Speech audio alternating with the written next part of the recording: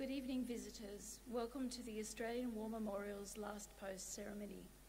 My name is Joanne Smedley, and joining us today from the Australian Army is Officer Cadet Nicholas Toohey. We warmly welcome the family of Private William Keating, whose story will be told shortly by Officer Cadet Toohey, who is a family member of Private Keating.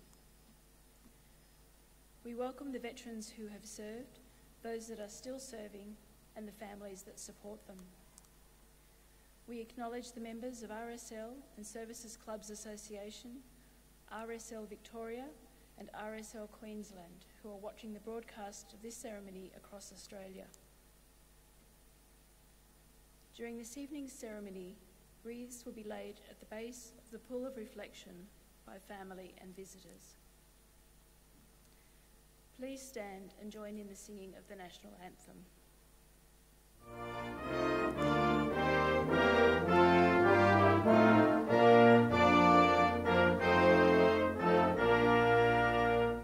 Australians, oh, let us rejoice, for we are young and free. We've golden soil and wealth for toil, our home is birth by sea. Our land abounds in nature's gifts, of beauty rich and rare. In history's page let every stage advance Australia fair. In joyful strains then let us sing, advance Australia fair.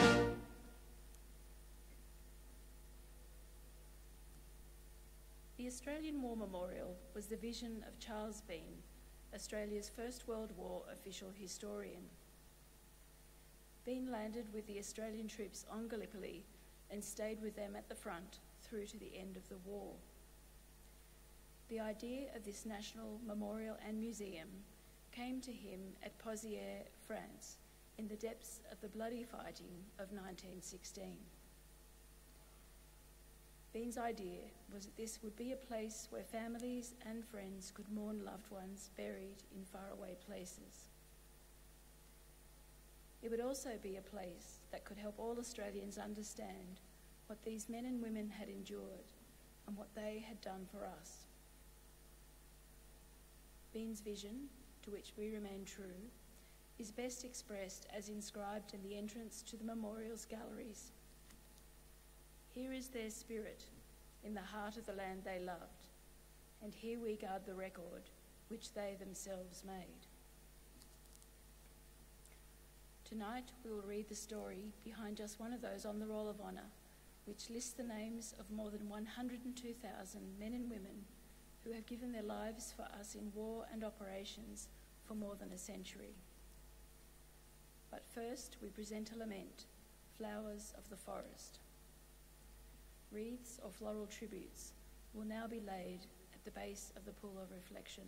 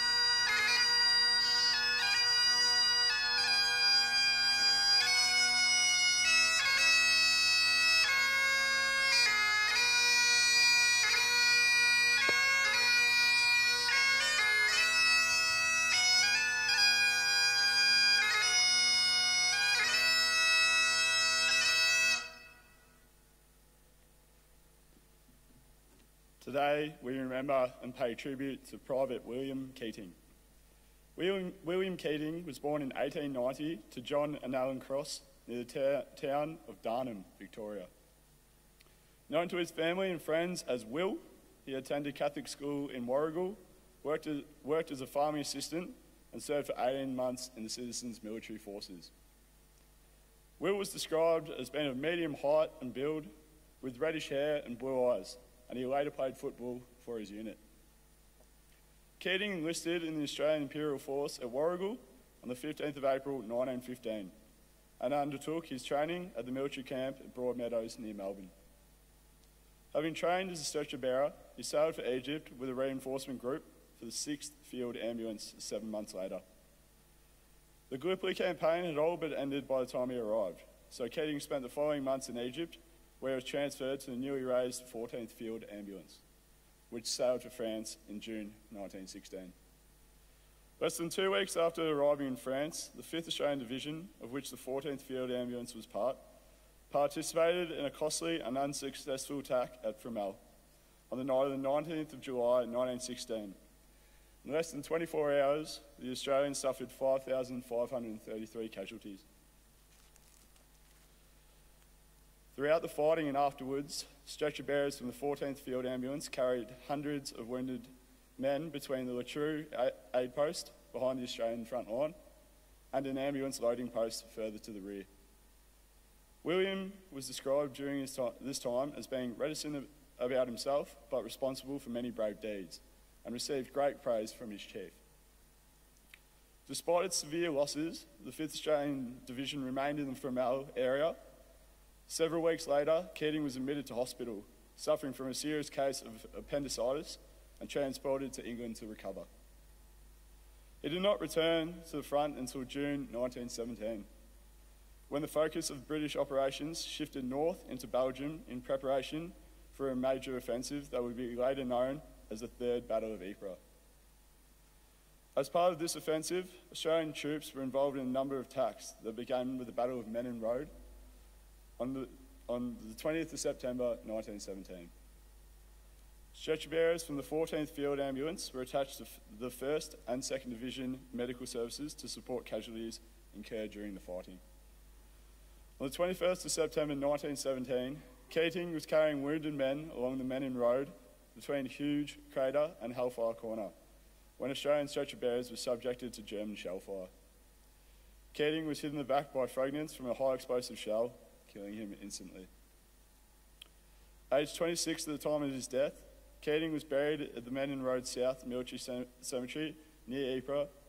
A simple epitaph by his grieving parents appears on his headstone today. In loving memory, R.I.P.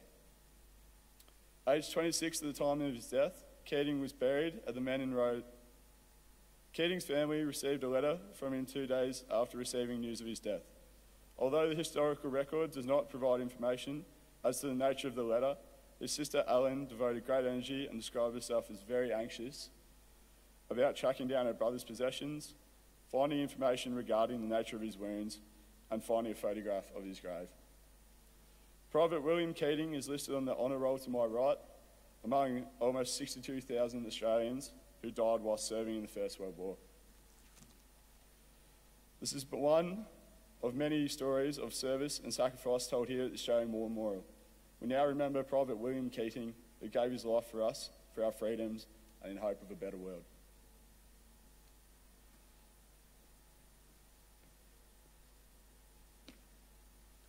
Please stand for the reading of the ode and the sounding of the last post. They shall not grow old as we who are left grow old. Age shall not weary them, nor the years condemn. At the going down of the sun and in the morning, we will remember them. We'll remember them.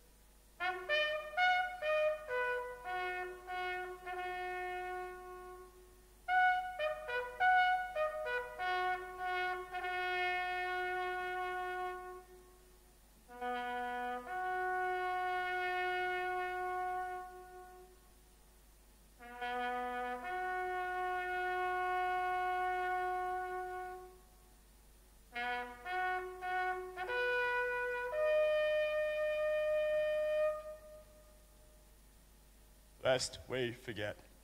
Lest we forget.